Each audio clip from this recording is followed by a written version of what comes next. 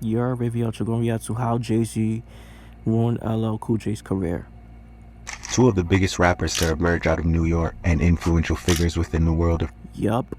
Jay-Z's from Brooklyn, BK, and LL's from Queens. hip-hop. LL Cool J and Jay-Z's beef all seems to stem back to 2004 when Jay-Z was made president of Def Jam Records, the same label LL Cool J had been signed to since his breakthrough in 1984. Jay-Z had announced his retirement, something he later reneged on as an artist after 2003's Black Album, and the decision to make him president reflected his desire to concentrate. Well, you know that didn't last long. Jay-Z came out of retirement to rap, you feel me? Again. On business over music. Def Jam's chairman, Antonio L.A. Reid, released a statement upon the announcement in which he suggested that Jay was the perfect person for the role. After 10 years of successfully running Rockefeller, Sean has proven himself to be an astute businessman, in addition to the brilliant artistic talent that the world sees and hears. I can think of no one more relevant and credible in the hip-hop community to build upon Def Jam's fantastic legacy and move the company into its next groundbreaking era. However, LL Cool J didn't agree with Reid's decision, especially considering he had been with the label since the start and had been crucial in establishing it as one of hip-hop's most reputable labels. In a 2007 interview with VH1's Behind the Music, LL expressed his hurt at Jay's treatment of him and criticized his management, feeling that in searching for new stars, Jay neglected who he had already had on his roster. That hurt, that was painful, and that created a lot of bruised blood in my spirit. I need my records promoted, and your job is to promote them. He needs to be on the phone, calling radio stations. I just don't feel it. Yeah, bro. Yeah, because you want your music to be heard, you feel me? You want people to listen to that shit. He had the necessary experience to do that job. In a 2007 interview with MTV, LL expressed similar sentiments, suggesting that Jay didn't understand how much Def Jam meant to him. These guys fail to realize that when you talk about Def Jam, you're talking about my legacy. So LL, what's basically LL Cool J saying is, LL Cool, what basically what he's saying is he is like Def Jam, like, you feel me? He's Def Jam, you feel me? That's in him, you feel me? Everything that ever happened at Def Jam is my legacy. Without me being a 16-year-old with my rhyme book, Def Jam wouldn't exist. Everything that's ever been a success up there is a product of me, and I've given birth to it. I didn't personally attack anyone on Queens, but at the same time I have the right to speak on something I helped build. When Russell feels something, he speaks on it as Russell Simmons. LL's comments fuel speculation within the industry that LL's animosity towards Jay stemmed from him being overlooked as Def Jam's president. However, on his True Stories DVD, LL squashed such speculation and admitted he had previously passed over the job. And I hear a lot of silly shit about people talking about, like, I want a job up there. Like, what part of me being LL Cool J makes somebody think I want a job at a record company? Like, I don't know where people get that idea from, but that's like fantasy. Because the reality is, I turned them records that job down 10 years ago. And I'll tell you why. Just because you can bake a cake, you know what I'm saying, doesn't mean that you're qualified to run a bakery. I never felt like I had the experience to do that job, so I didn't take the job. So people need to understand that. And as far as going at Jay, it's nothing personal. Like, this is purely business. Like, all I want. Yeah, it seemed like they have like business issues. It seemed like it was like business differences between Jay and LL. To be honest. Them to do, all I want the record company to do is promote my records. I'm not looking to assassinate anybody's character. I'm not looking to degrade nobody. I ain't got to do that. Why would I need to do that? LL Cool J's frustration seemed to stem from the promotion, or lack of his 2006 album, Todd Smith, something he alluded to on his True Stories DVD, where he suggested that Jay and Def Jam hadn't kept their promises. You know, a record needs to be promoted, and if somebody gives you their word, they got to keep it. It's as simple as that. During an appearance at the 2006 VMAs, LL suggested that Jay's promotional capabilities only extended to himself. I think Def Jam needs to be a better promoter of hip-hop. I think Jay-Z does a very good job of promoting Jay-Z. Damn, bro. While Jay-Z's a president of Def Jam, you feel me? Like, Jay, like, yeah, I mean, it's good that you promoting yourself, but you had to like promote other artists in your like label as well, you feel me? Like while you being a president, you feel me? Such was the strenuous nature of Jay and LL's relationship during this period, 50 Cent told Hot 97's Envy that he was serving as an intermediary between the two. LL's got his own issue with Def Jam, to be honest with you. He feels that they're not prioritizing him. He's been there from the start. I talked to him and I talked to Jay. I'm the liaison between them for that project to keep that functioning, and I'm gonna bring the material necessary for us to have a great project. Jay's priority is business. He's a businessman. If it makes good business sense, he's doing it. However, it wasn't just via the press that LL vented his frustrations with Jay and Def Jam. He also used his music, particularly his 2007 track Queens, to demonstrate his anger, rapping, "I wish Rick and Russell was back. I miss the old Def Jam, cause them new monkeys act like they don't know who I am. The promotion and marketing wasn't worth a damn." LL clearly felt disrespected by Jay and Def Jam, but his issues didn't just revolve around perceived poor management and promotion. Jay's verse on 50 Cent's 2007 track, I Get Money, Forbes 123 remix, annoyed him.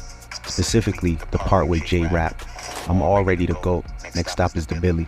While Jay was likely just declaring himself the greatest, as rappers frequently do. I think Jay-Z's the greatest of all time. Let me know down in the comment section down below.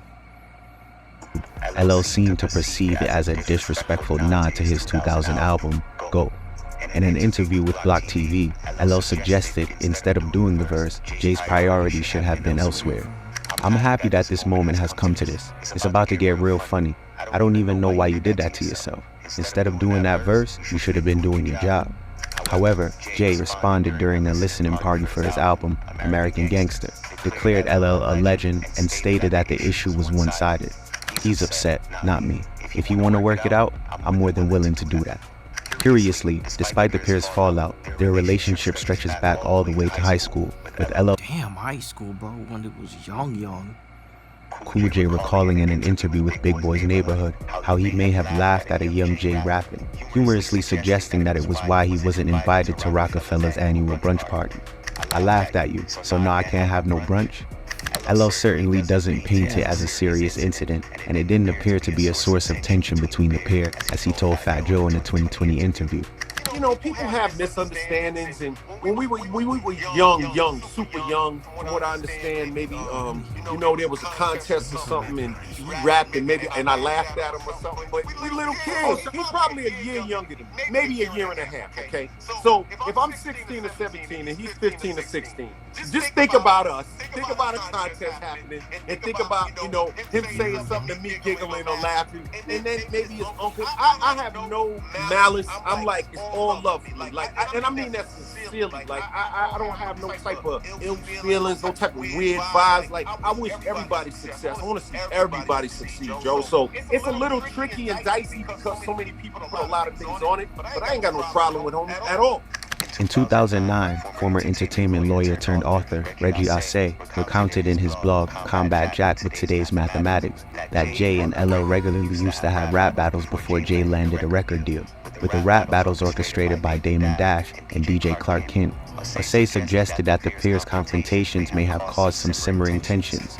Damon Clark figured if Jay was known as the dude that killed LL in battle, record labels would take note and give him that much sought-after record deal. Damon Clark had the plan laid out. Whenever LL was spotted by either of them, they would page each other and Jay and get him to meet at whatever location LL was.